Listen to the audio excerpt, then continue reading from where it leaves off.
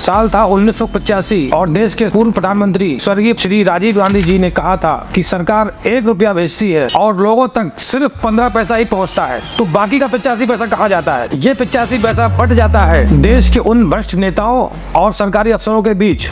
1947 में देश आजाद होने के बाद से लेकर आज 2024 तक 77 सालों में देश में कई भ्रष्टाचार के मामले सामने आए। 2008 से लेकर 2014 तक देश में कांग्रेस की सरकार में तो जैसे भ्रष्टाचार की आंधी ही आ गई थी। उस दौरान कांग्रेस और कांग्रेस के अलायंस ने जमकर देश को लूटा था। 2014 के चुनाव में जनता कांग्रेस के भ्रष्टाचार से इतनी दुखी थी कि उसको बस एक विकल्प चाहिए था, न खाऊंगा न खाने दूंगा के नारे के साथ भ्रष्टाचार को जड़ से मिटाने के लिए मोदी जी सत्ता में आए।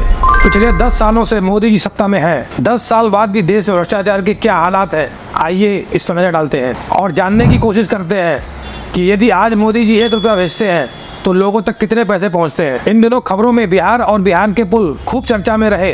पिछले 2 हफ्तों में बिहार में 12 से भी ज्यादा पुल गिर गए और सबसे बड़ी हैरानी की बात यह है कि उनमें से 5 पुल सिर्फ एक ही दिन में गिर गए। 12 पुल गिर चुके हैं। बिहार में डीएम कई जगह ये कह रहे हैं कि पुलों पर आप जाइए मत, हो सकता है आपका पुल गिरे, आप अपने रिस्क पे जाइए। पुल के बाहर 2 पुलिस वाले खड़े हैं, वो कह रहे हैं गिर सकता है, आप अपने रिस्क पे जाइए। एक दिन के अंदर 5 पुल गिरे। अभी एक दिन में 24 घंटे में 5 पुल। दिल्ली एयरपोर्ट की छत गिर गई जिसमें एक कैब ड्राइवर की मौत हो गई। ये देखो रे दादा लाइव बना दिया यार, लाइव। हर जाओ कहाँ तक जा रहा है, नगर में क्या हो रहा है, ये हो क्या रहा है, अभी आगे बता। नए बने राम मंदिर की छत से पानी टपकने लगा, जिसका उद्घाटन कुछ महीनों पहले मोदी जी के हाथों से ही हुआ था। जिस अयोध्या के विकास के दावे को लेकर बड़े बड़े दावे किए गए, उस विकास की पोल पहली बारिश में ही खुल गई है। अयोध्या जाने वाले रामपथ पर कई जगह गड्ढे हो गए, सड़कें धंस गईं। हालात ऐसे हो गए कि लोगों को आने जाने में भी भारी दिक्कतें हो रही हैं। आज सुबह हुई बारिश के चलते राम मंदिर से महज 500 मीटर दूरी पर जल भराव हो गया है। रामपथ निर्माण में लापरवाही को लेकर सरकार ने गंभीरता से एक्शन लिया है। जल निगम और पीडब्ल्यूडी के 6 इंजीनियर्स को सस्पेंड किया गया है। अहमदाबाद में भी सड़क धंस गई और कुछ महीनों पहले गुजरात के मोरबी में भी एक पुल गिर गया था जिसमें सैकड़ों लोगों की जानें चली गई थी। दोस्तों, यहाँ बात बिहार, गुजरात, महाराष्ट्र और दिल्ली की नहीं है, यहाँ बात भ्रष्टाचार की है। और जब भी कोई पुल या सड़क इस तरह के भ्रष्टाचार की भेंट चढ़ जाती है तो ये नेता अपनी जिम्मेदारी से बचने के लिए एक दूसरे के गुनाह गिनाना चालू कर देते हैं और फिर भी अगर बात न बने तो जनता का ध्यान भटकाने के लिए सरकार को बदनाम करने की साजिश चल रही है, ऐसा कहना चालू कर देते हैं। पिछले दिनों हमने देखा कि कैसे पूरा का पूरा नीट एग्जाम भ्रष्टाचार और करप्शन की भेंट चढ़ गया। नेताओं का काम सिर्फ एक दूसरे पर आरोप लगाना ही रह गया है, कोई भी अपनी जिम्मेदारी मानने को तैयार नहीं होता है। ऐसा कहा जाता है कि इन सभी नेताओं में एक अनरिटन एग्रीमेंट होता है कि वो चुनाव में एक दूसरे के ऊपर में भ्रष्टाचार के खूब आरोप लगाते हैं, लेकिन जैसे ही वो सत्ता में आते हैं तो वो एक दूसरे को बचाने का प्रयास करते हैं। किसी भी नेता पर कोई भी कार्रवाई नहीं होती है, लेकिन मोदी जी ने इस समझौते को तोड़ दिया।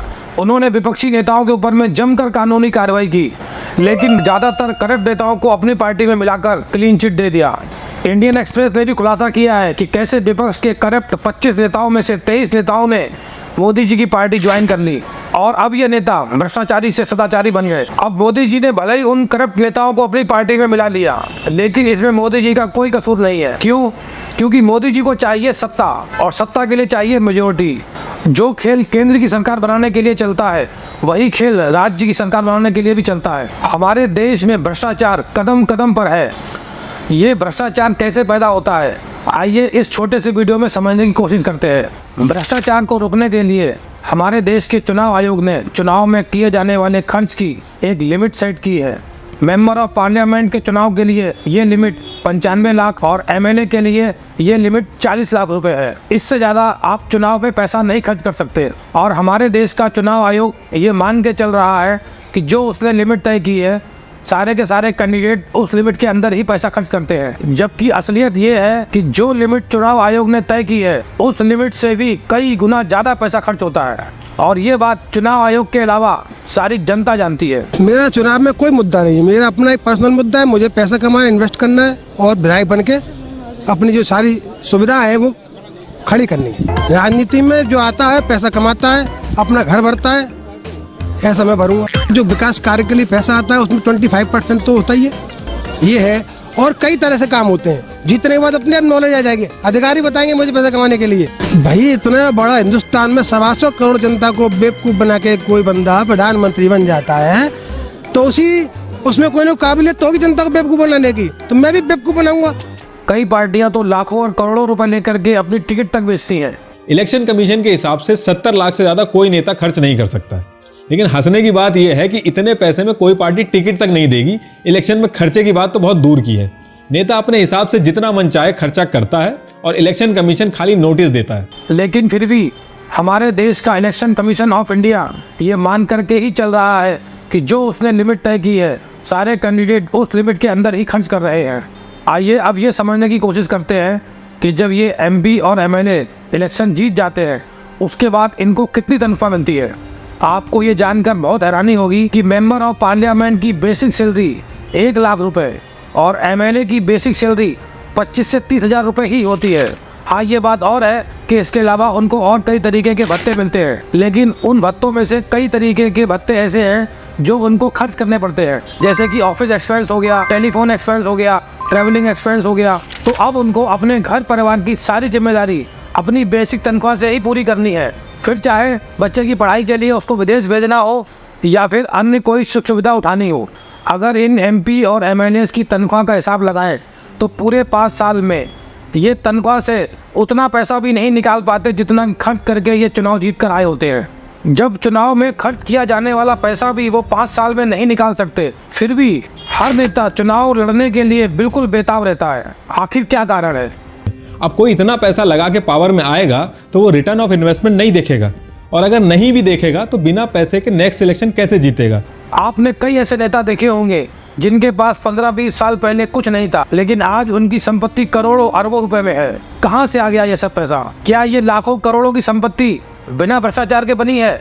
इन नेताओं के अलावा सरकारी अफसर भी जम के भ्रष्टाचार करते हैं। उनकी भी अपनी अलग मजबूरी है। सरकारी नौकरी पाने के लिए लाखों की रिश्वत दे करके नौकरी पाते ही लाखों और करोड़ों की कमाई करने में लग जाता है, क्योंकि उसको भी अपना इन्वेस्टमेंट निकालना है जो उसने नौकरी पाने के लिए दिया था। पैसा कमाने के चक्कर में सरकारी बाबू इतना अंधा हो जाता है कि वो ये भी भूल जाता है कि उसके द्वारा किए गए भ्रष्टाचार से किसी की जान भी जा सकती है। दोस्तों, ऐसा नहीं है कि सारे नेता और सारे अफसर भ्रष्ट हैं। आज भी हमारे देश में एक से एक ईमानदार नेता और अफसर हैं जिनकी वजह से ये सिस्टम थोड़ा बहुत चल रहा है, लेकिन अधिकतर हमारे सिस्टम में भ्रष्ट नेताओं और अफसरों की भरमार है। उसी लिए इस तरह के रोज हादसे होते हैं।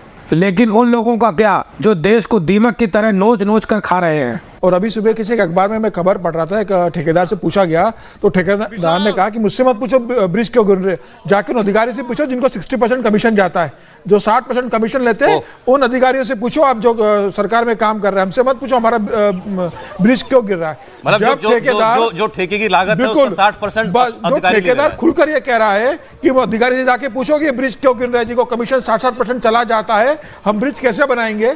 मुझे लगता है कि पूरी व्यवस्था बता रही है बिहार के अंदर, और सिर्फ बिहार में नहीं है, मुझे लग रहा है देश के हर हिस्से में होता है। कमीशन वही तो सब जगह चलती है, 10%, 15%, 20%, लेकिन 50% और 40% अगर कमीशन चलने लगेगा तो क्या बिल्डिंगें बनेंगी, क्या ब्रिज बनेंगे। अब जब कोई ठेकेदार कोई पुल बनाने के लिए 60% कमीशन किसी अधिकारी को देगा तो वो पुल गिरेगा नहीं तो क्या होगा उस पुल का। और ऐसा नहीं है कि ये 60% पूरा का पूरा ये अधिकारी खा जाएगा, ये पैसा ऊपर तक बढ़ता है। दोस्तों, ये हैं नीदरलैंड के प्राइम मिनिस्टर जिनका 14 साल के बाद कार्यकाल ख़त्म हो रहा है और उसके बावजूद ये साइकिल से जा रहे हैं।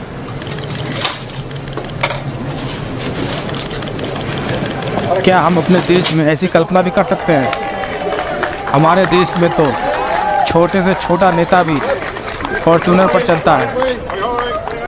दोस्तों, अक्सर ऐसा कहा जाता है कि हम अपने बड़े लोगों से सीखते हैं। हमारे देश के माननीय प्रधानमंत्री मोदी जी भ्रष्टाचार के मामले में कितने गंभीर हैं, ये उनके चुनाव के दौरान दिए गए भाषण से ही पता चलता है। चुनाव में ये अंबानी अडानी से कितना माल उठाया है, काले धन के कितने बोरे भर करके रुपये मारे हैं, क्या टेम्पो भर करके नोटे कांग्रेस के लिए पहुंची है, क्या सौदा हुआ है। मोदी जी, जब आपको ये जानकारी थी कि चुनाव के दौरान अडानी और अंबानी काले धन के बोरे भर भर के कांग्रेस को भेजे थे, तो क्या अब आप अडानी और अंबानी पर काले धन के खिलाफ कोई कार्रवाई करेंगे या ये सिर्फ चुनाव में जनता को दिया जाने वाला एक जुमला था। इस वीडियो में इतना ही।